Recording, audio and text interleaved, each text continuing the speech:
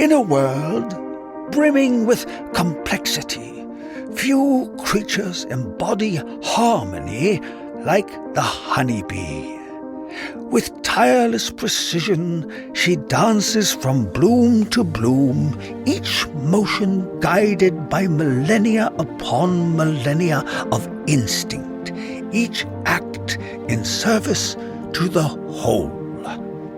And then there are the beekeepers, watchful stewards of this ancient symbiosis.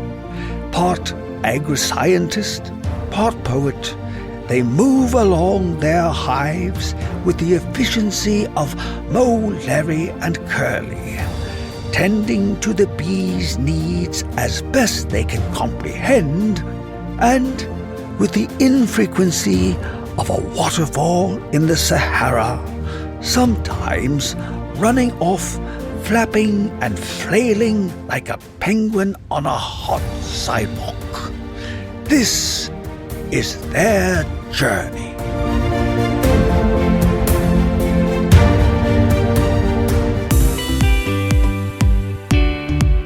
Welcome to Be Love Beekeeping, presented by our good friends over at Mann Lake. I'm not in my normal place today in my office. As you can see, we're at Apimondia Congress, which is in Copenhagen, and we had a great first day yesterday. Can't wait to see what's on tap today. We're gonna have all kinds of learning sessions and see all the new products. Someone keeps walking in the frame. That's okay, this is natural going on back here.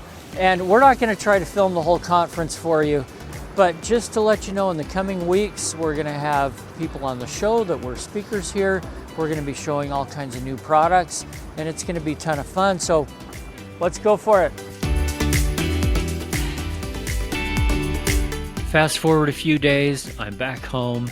The conference was amazing. Apimondia is really a blend of where beekeeping meets science. There were hundreds of different speakers talking about their science that they're working on and all of the things that they're learning that are going to help us with Varroa and all kinds of other things in beekeeping. And the expo, wow, it had so many businesses from around the world, all kinds of new things for beekeeping. We'll talk about some of those in the future, but since my voice isn't going to last long, let's get to the interview pre-recorded.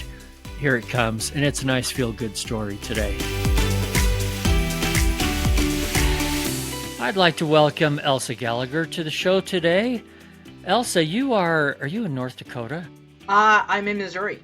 You are not in North Dakota. I wasn't even close. But the Bee and Butterfly Habitat Fund, that's where you're headquartered, right? Yes. We have a big reach, and everyone works remotely in our team. Well, give me an idea of what you do for the fund. So I'm our Habitat Program Director.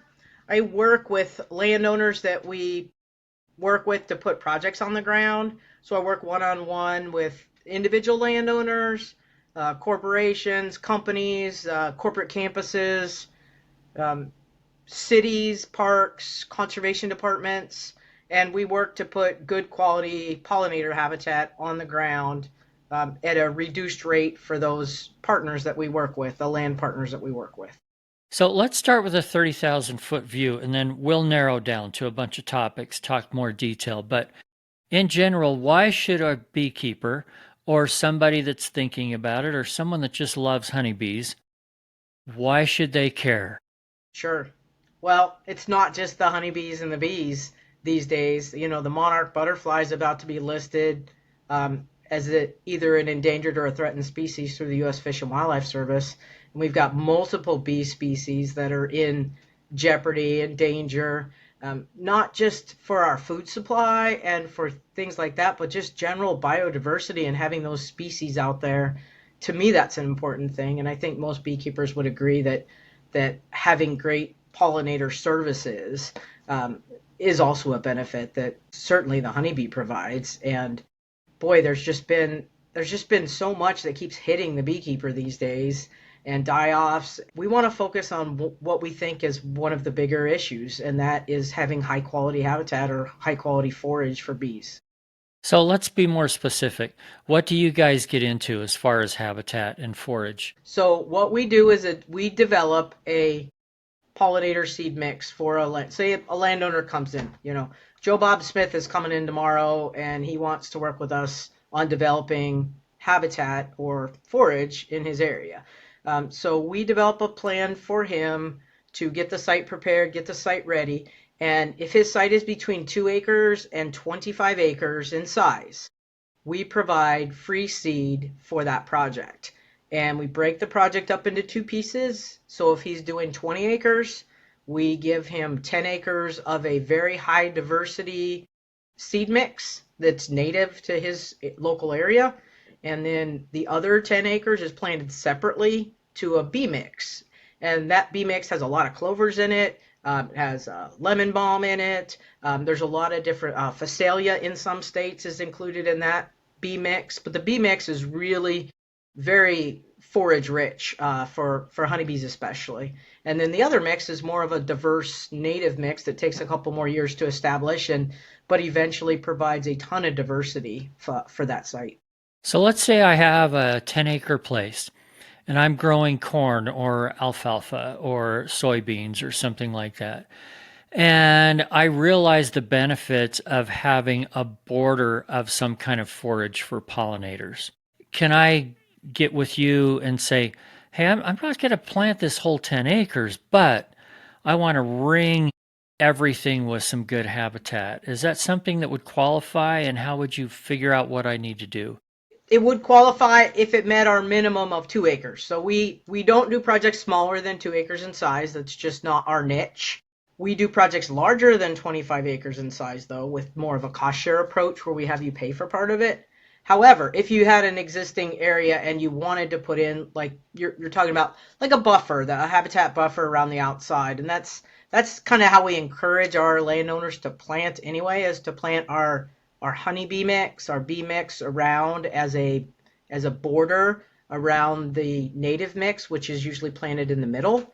So it's like a picture in a picture frame. The frame is the bee mix around the outside, and the inside is the actual picture or the native planting. And then that helps us, like if you say you ever wanted to manage your site with prescribed fire and manage that native planting using burning, you can use that nice green strip of clover species, your bee mix, as a green fire break. So it works really well. But in a situation where you're just wanting to plant like a border around a crop field, you can definitely do that with both of our seed mixes. That can work as well, as long as we can come up with that 2 acre. Or you could do an acre on your place and the neighbor could do an acre on his place. That's we've done many projects like that as well.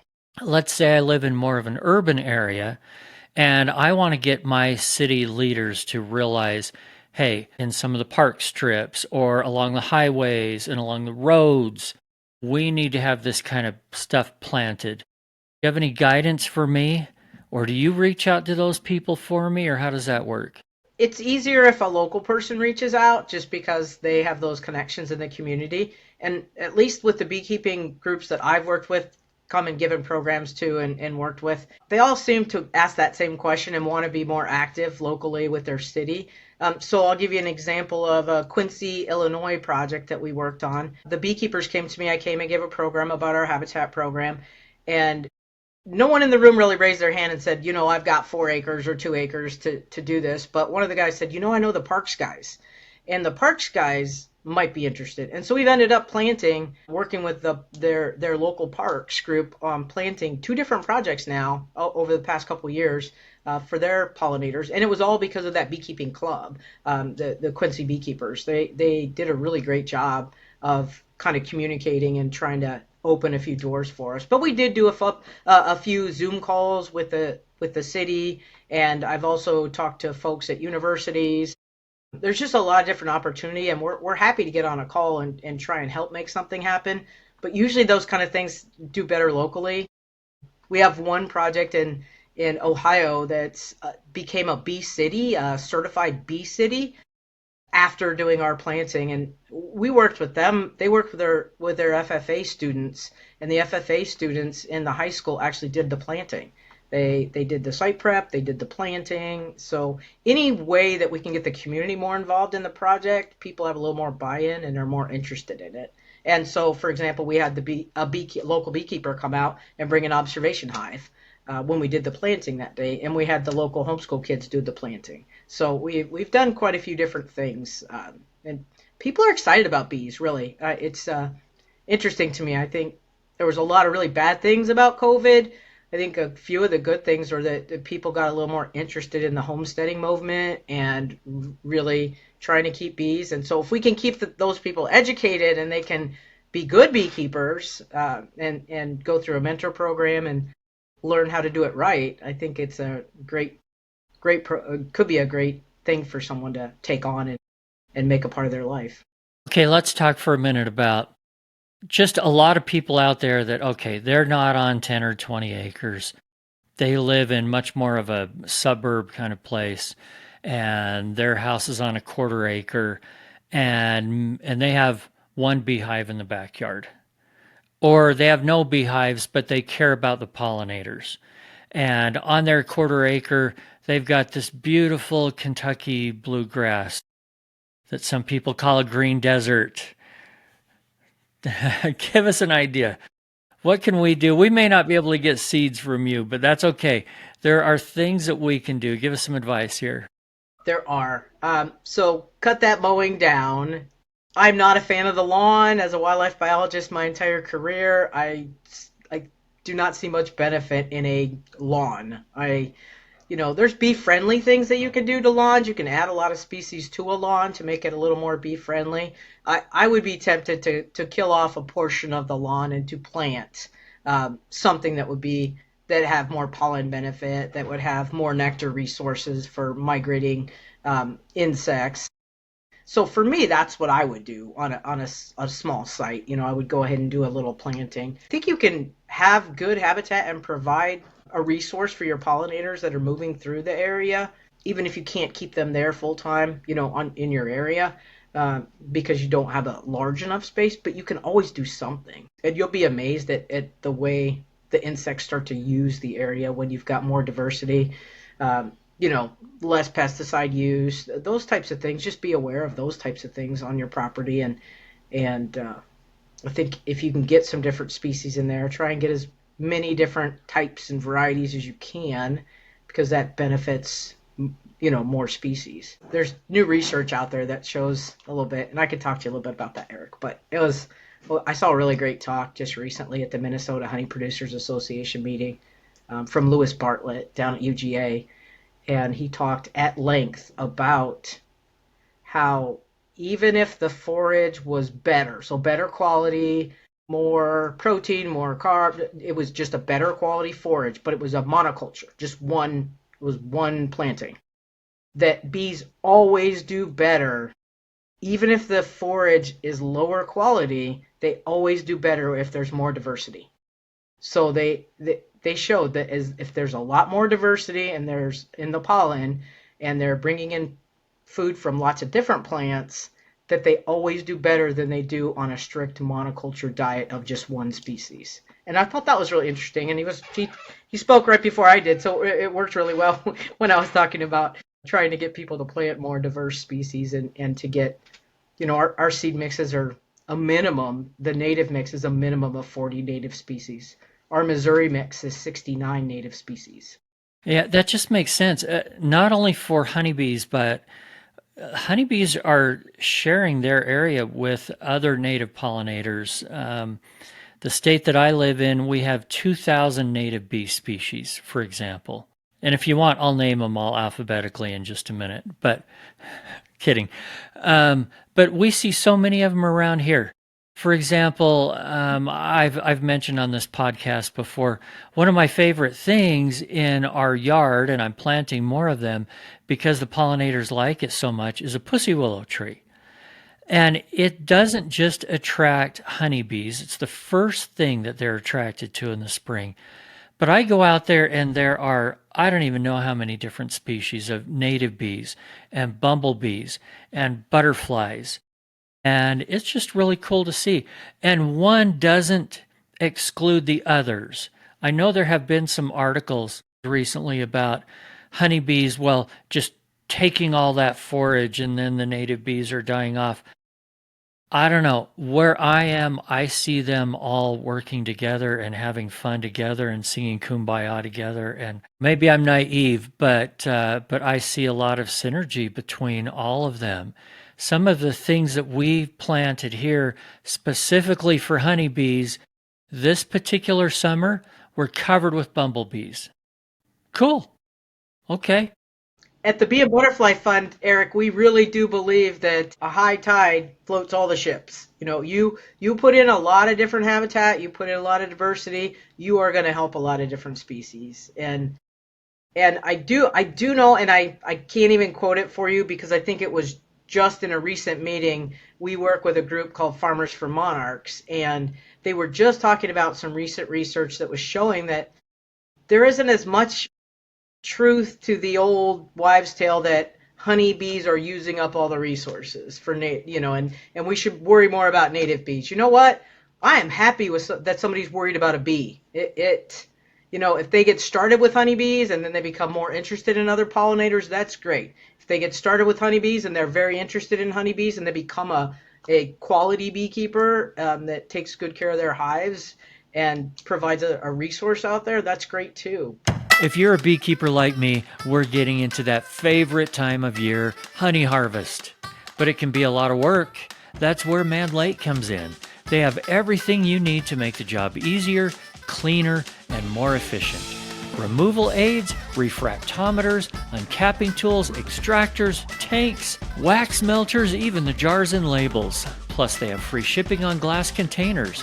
Whether you're a hobbyist with 2 hives or a full-blown commercial operation, Mann Lake has it all.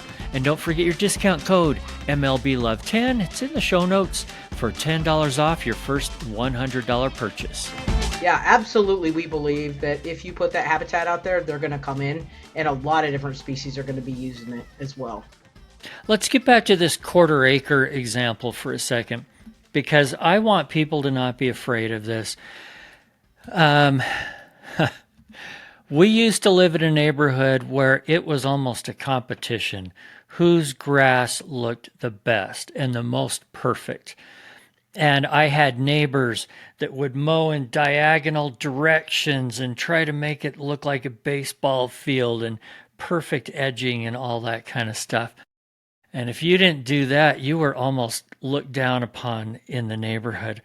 I live in a more rural kind of area now, but I've done some of the things with my yard that I wanted to do there and that I know are okay to do there. For example, before we knew better, we started with a whole front yard of just regular green turf grass.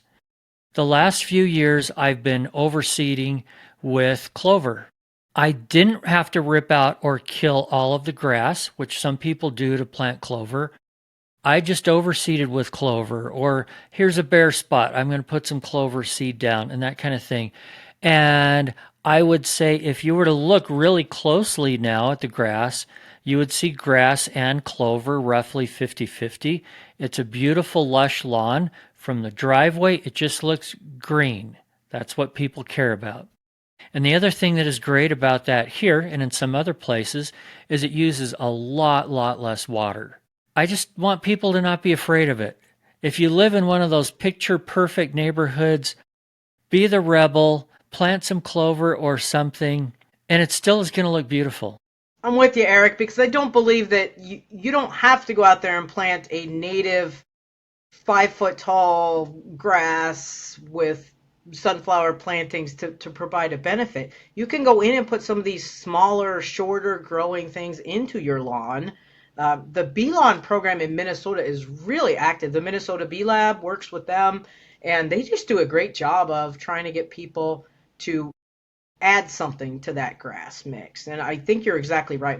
I have a dog yard where I let my dogs run every day, and it's about an acre and fenced in. And I've been doing just what you're doing. I'm taking Dutch white clover and I am just broadcasting it in any of the bare spots, and the bees just Love it. Now, it drives my husband absolutely nutto because I will avoid some of the bigger patches if they're really dense and there's bees using them a lot. I'll avoid them when I mow, and he prefers to be more of a strict mower. But I'm enjoying it very much, and I think the bees are too. And I find when I mow, and it's not all that often anyway, but when I do, if I just leave the lawnmower set as high as it'll go, it leaves a lot of those clover flowers in there. It doesn't cut them all off. The other thing that we've done that everybody can do is there are some things that pop up on their own. You can call them weeds, whatever, that we used to rip out or, heaven forbid, spray with something, which we don't anymore. And now some of those things we just let grow. Like one of the things that we have here is sunflowers. They grow native. We don't have to water them. They'll grow in the middle of a gravel driveway if you don't care. And it's okay to leave some of that stuff. And it'll be covered up with insects. I mean, you'll just be amazed. I was down in Oklahoma last weekend, and my sister has a bunch of just common sunflower growing along her road ditches, and it was just covered in all kinds of, a lot of butterflies.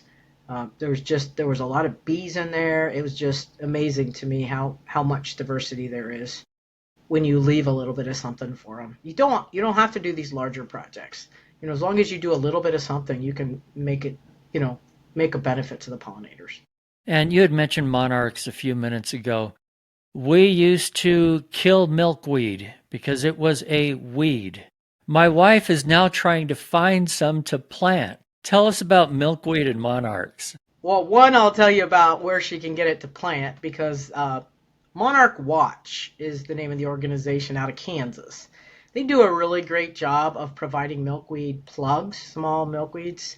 Don't know if Utah's in their range, but I'm guessing it might be. But common milkweed. So the life cycle of the monarch butterfly is really incredible for people that don't know. They're hatched all the way from Texas all the way up into Canada. And the monarch butterfly overwinters in the Oyamel fir forest in Mexico. One spot. Literally when I say one spot, I mean just couple acres in one spot. That's where all the monarchs go to every year on the top of this forest. So they'll fly up to Texas, they'll lay an egg, and then that monarch dies. The egg hatches, and then that egg will fly up to Missouri. Or as an adult, it'll fly up to Missouri, and then it lays an egg, and then it dies. And then that egg that is hatched in Missouri flies up to, say, Minnesota. And then it will, on the fourth generation, which is happening right now, as we're going through, the fourth generation is being hatched right now.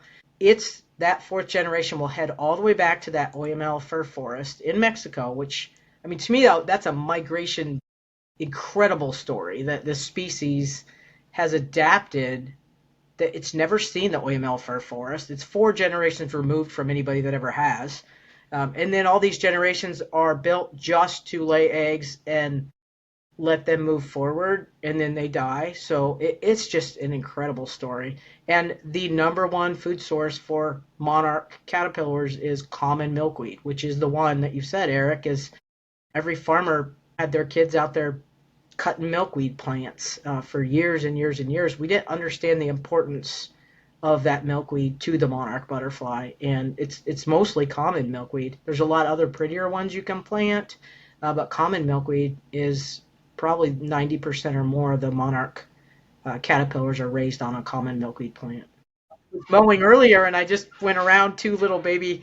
I'll send you a picture later. But I literally went around these. There were 2 little milkweeds, and I was like, nope, he's gonna get mad if I don't mow it. And I was mowing, and I looked down, and I saw 2 caterpillars, and they're good sized right now. I was like, whoa, look at that! I just went right around them. So, yay. And I haven't seen a monarch butterfly around here in a few years, unfortunately. So if I plant a milkweed, is it even going to do anything? Because how's a monarch going to find it to lay eggs? I bet they will find it. I'm telling you, yeah, they'll find it. They really do. It's amazing to me how they will find and plant a couple. And if you don't like the look of the common milkweed as much, it's a little scruffier of a plant. The swamp milkweed is probably number 2 in their preference range. Swamp milkweed's a little shorter, and it's a little prettier of a plant. I really like, and it likes a little wetter area, so it may not work real well everywhere in your area, but it might work in some places where you've got like a depression or something, or just water it more. But yeah, swamp milkweed is a good one as well. But common milkweed, I will tell you, I challenge everyone listening to this podcast, when the common milkweed is in bloom, go out there and smell it. It is the best smelling plant I think we have on the planet. I mean, I seriously believe that. It smells so great when it's in bloom. It's surprising. We're going to find some milkweed. We're going to get it planted. It may be a little bit ugly. I have enough room I can put it out of the way. That's fine. So, but I'm going to watch, and we're going to look for those monarchs. I can't wait. All right, next on my list, pesticide use. What are we going to do? A lot of people live in places like I do where the county goes around and sprays the side of the roads. And not only do they do that, but they do it on days where it's too hot for the chemicals they're using. So there's a lot of drift, and we get 2,4-D and Roundup everywhere. As a wildlife biologist who does, as part of my career, have used chemical to alter the landscape to get something better out there than what we've had, or to deal with invasive species, or even to get the site prepped and ready to go so that we don't have to use it anymore. So we've gone from a soybean field to a pollinator planting. Well, we have used, herbicides to get us from one point to the next point. But then in the future, you're taking the chemical use almost totally out of that project once you've got the good pollinator habitat established. I think that has to be a local thing again, Eric. Like I said earlier, it has to be a local. We have to talk to our leaders in our cities and in our counties. I don't know as much about the Bee City program as I probably should. I just know that two of our cooperators who are both working with cities have both signed the Bee City pledge, and that they are working as a Bee City. My guess would be that there's something in there. When we have mayors sign the Mayor's Monarch Challenge, we ask for things like judicious use of herbicides if they need to use them, or pesticides if they need to use them. But I can't even imagine being in a city like Houston, for example. I was visiting a friend, and they were coming around and spraying for mosquitoes. And she's like, well, we have to go in now. And I'm like, why are we going in? She goes, we have to go in now because they're spraying. And I'm like, what are they spraying? And why do I need to go inside? And what's happening here? To me, that's more of a local situation for people. And that's where people should get involved. I mean, I know where my legislators are. I go down to our capital and talk to them about conservation issues. I'm not afraid to do that. And I think once they learn your story and they can put a face to it, I think it makes a lot of difference. There are places around here that do the same thing with spraying the mosquitoes. I haven't talked to the administrators directly. It's not in a city that I live in. But what I have been told and seen in the news is they think they're fine because they're spraying at night. So they'll actually take helicopters at night and fly over huge neighborhoods and just bomb the whole thing for mosquitoes. And they say, well, your bees aren't flying at night, so they're fine. Is there no residue left anywhere that the bees are going to get into? Let's think through this, people. And I don't know. I am not as educated on this as some folks really are. As kind of a habitat person, I deal mostly with habitat projects and plantings and seed mixes, that type of thing. As a young person, when I first started my career as a wildlife biologist, I netted Indiana bats in Missouri. And netting bats that are out feeding at night, that are eating those insects, that gives me a little bit of pause. What's happening there? What's that food chain look like? What are we doing? Maybe an unintended consequence. All right, enough preaching. I didn't mean to go down any kind of negative road here. Really, this is all positive because your group, the Bee and Butterfly Habitat Fund, is doing good things for honeybees and other native pollinators, and that is a fantastic thing. And I want you to leave us with some kind of a good wrap-up here of how we can help, whether it's, and we'll put a link to your website, by the way, in the show notes if people want to donate or just get more information, they can get it there. But how else can we all help? Yeah, that is a good question. I think everyone can do something, and if you're in a situation where you can't plant something good for your bees, for the other pollinators, then you can donate, through our program, and something good will get planted. We are such a we're a pretty lean organization, so we work pretty quickly on projects. We do a year of site prep with the landowner, and then pretty quickly that habitat turns right in. We turn it right into projects. We really try to spend every dollar we can on getting more great habitat in the ground. In the end, that's what makes the difference. I go to many of these beekeeping meetings, and they talk about pesticides, they talk about varroa, they talk about a lot of different things, and they always end up in the end saying something about forage, but it's always a little small something. And I think to myself, isn't that kind of the building block? Isn't the building block us having health as a hive, being healthy, being able to eat well, having a lot of diversity? So to me, having this great habitat out there is just, it's priceless, really. And we are funded 100% by donations as an organization. And the more acres we can get in the ground, the more likely we are to benefit bees, butterflies, and all the other pollinators.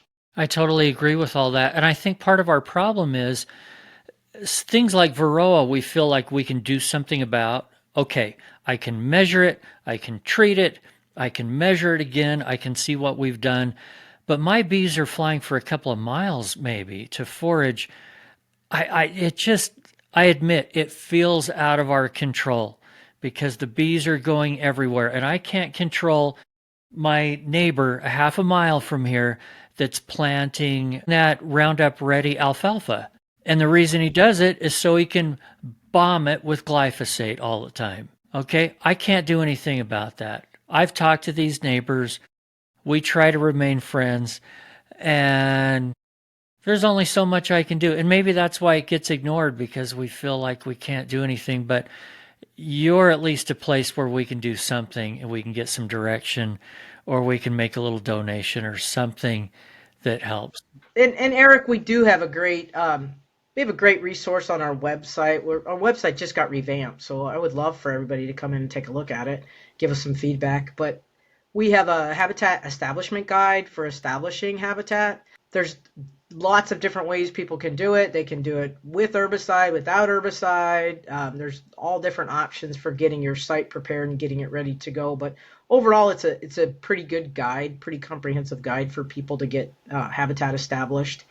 And anyone can use that. Anyone can plant something. I think there's room on every piece of property for something that'll benefit pollinators on every property. And if you don't have a property and you're living in a city and you don't have a yard, and we absolutely would use donations and turn them into habitat projects somewhere. And just spreading the word, letting people know. The larger commercial beekeepers that we do work with, we try to provide them these flyers so that they can hand them to the people they have their bee yards on and say, hey, it's really important, because they get questions. If they don't bring their bees back, they'll get questioned about, why aren't the bees back this year? Well, because you've got a desert here of nothing. It's all just grass, and the bees aren't finding enough to forage on. So we can work with anyone. Like you said, bees move. A little planting in your city park, a little planting in a conservation area, a little planting. We've done plantings in the prisons. I mean, we will do plantings anywhere someone is ready to get the site ready and work with us and provide habitat. So we're happy to work with anybody on projects, and I wish we were more out west yet, but we're not there yet. We're in 14 states now, right, kind of in this smack in the middle of the U.S. So if you're in the Midwest, you can get help. You can probably even get free seeds and things. If you're not, you can get some good information, and you can donate, and you can help out with this whole cause. Anyway, Elsa, thank you. It's the Bee and Butterfly Habitat Fund. And that's beeandbutterflyhabitatfund.org. Yes. .org, correct. All right, thanks. Take care. Thanks for joining us on Bee Love Beekeeping, presented by Mann Lake. If you like this content, I hope you'll share it with a friend. Follow and subscribe to this podcast, and even sign up for our newsletter at beelovebeekeeping.com. Also, just a shout out to Vita Bee Health for their support. We appreciate them. Vita's Varroa control range of products includes Apistan, Apigard, and now Viroxan, extended release oxalic acid strips. Thanks, guys. And remember, if you're not just in it for the honey or the money, you're in it for the love. See you next week.